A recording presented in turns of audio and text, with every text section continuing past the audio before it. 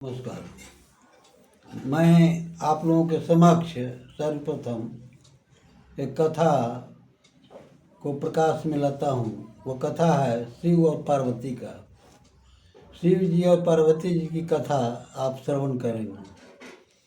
विश्वकर्मा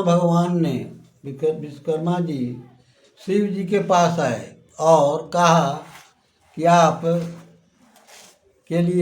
आपके लिए मैं एक सुंदर सोने का महल बनवाना चाहता हूँ। तो शंकर भगवान ने कहा कि नहीं नहीं, जो आनंद मड़ई में है, झोपड़ी में है, वो महल में नहीं है। हमको महल की आवश्यकता नहीं है। तो विश्वकर्मा भगवान ने कहा कि आप बनवा लीजिए, बहुत सुंदर सोने का मैं महल बनवा दूंगा। तो शिव जी के इनकार करने पर विश्वकर्मा जी पार्वती जी के पास चले गए। औरतें प्रलोभन में फंस जाती हैं। पार्वती जी को उन्होंने कहा कि एक सोने का महल बनवा लीजिए। तो उन्होंने कहा कि हाँ ठीक है, बनवा दो, सोने का महल बना दो।